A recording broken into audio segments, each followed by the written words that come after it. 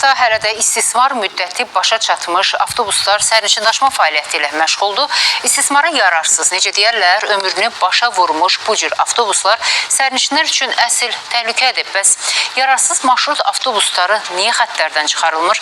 Əməkdaşımız Rəşad Vəkiloğlu danışacaq.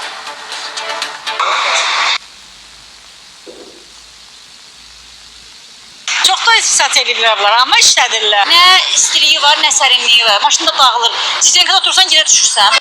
Havalar istiləşdikcə ictimai nəqliyyatda olan problemlər də daha çox üzə çıxır. Yay aylarında əsasən Bakı ətrafı kənd və qəsəbələrdə sərnişinlər havalandırma və soyutma sistemi olmayan avtobuslardan istifadə etməyə məcburdur. Son illər ölkəyə yüzlərlə yeni müasir standartlara cavab verən iri tutumlu avtobus gətirilsə də, lakin istismar müddəti çoxdan başa çatmış yararsız avtobuslar sərnişin daşımada bu gün də istifadə edilir. Əgər buna istifadə demək olarsa. Bura Binəqədi rayonu Azadlıq metrosunun qarşısıdır. Bu ərazidən illərdir ki, Bakının müxtəlif kənd və qəsəbələrini, eləcə də şəhərin mərkəzinə avtobuslar sərnişin daşıyır. Ancaq təəssüflər olsun ki, sərnişinlər yayda istə, qışda isə soyuqda bu kimi istismar müddətini başa vurmuş avtobuslarda gedib gəlməyə məcburdular.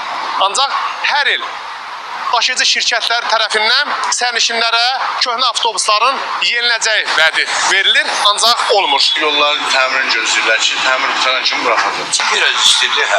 O da nənə babamız həmin avtobuslarda gəzir. Hazırda paytaxt üzrə müntəzəm marşrut xətlərində 2200-dən çox avtobus istismar edilir. Lakin bunlardan yalnız 1000-dən bir qədər çox avtobus sərnişin daşıma standartlarına cavab verir. Beləliklə, paytaxt Bakının avtobus parkının 50%-nin yenilənməyə ehtiyacı var. Bax, 111-lərdir, yol pis gündədir, maşınlar pis gündədir, 174 sədərəyə gedib, pis gündədir. İsti olur da, cəmaət şikayət eləyib.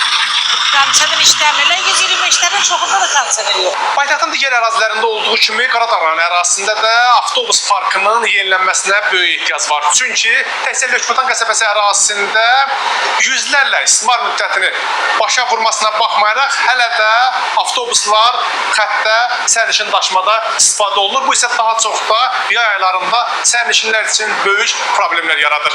Hansı ki, ilin sonuna qədər ölkə alıb gətiriləcək 400 avtobusdan elə bir neçəsi də Qaradağ rayonu ərazisində sərnişin daşımaya veriləcək. Yerüstü Nəqliyyat Agentliyindən verilən məlumata görə ilin sonuna kimi 400 ədəd müasir ekoloji təmizlik tutumlu avtobus alınaraq ölkəyə gətiriləcək. Həm dövlət vəsait, həm də daşıyıcı şirkətlər tərəfindən alınacaq bu nəqliyyat vasitələri əsasən daha çox yeni avtobuslara ehtiyac olan xəttlərə veriləcək. Avqust və sentyabr aylarında, sentyabrın sonuna kimi 200 ədəd avtobusun paytaxta gətirilməsi nəzərdə tutulub. Bu avtobuslar həm elektrik, həm də CNG mühərriki avtobuslardır ki, bunlar həm özəl daşıyıcılar, eyni zamanda dövlət tərəfindən alınan avtobuslardır. Bunlar paytaxta gətirilərək ictimai nəqliyyatda avtobus marşrutları üzrə istismara buraxılacaq və beləliklə də biz ictimai nəqliyyatda Bakı şəhəri üzrə avtobus parkında daha keyfiyyətin daha da artmasına nail olacaq. Gətiriləcək yeni avtobuslar müsabiqə yolu ilə daşıyıcı şirkətlərə təqdim olunacaq. Eyni zamanda AYNA tərəfindən keçirilən müsabiqələr nəticəsində də marşrutlarda avtobusların yenilənməsi həyata keçirilir və beləliklə həm şəhər ətrafı ərazilər əlaqələndirən, eyni zamanda şəhər daxili ərazilər əlaqələndirən marşrutlar üzrə yeni avtobusların sayı artırılacaq. Yerüstü Nəqliyyat Agentliyindən o da bildirildi ki, ilkin mərhələdə gətirilməsi planlaşdırılan avtobusların hazırda istehsal prosesi başa çatdırılıb və paytaxta gətirilməsi istiqamətində işlər görülür. Rəşad Vəkiloğlu, İlkin Həsənov, Space xəbər.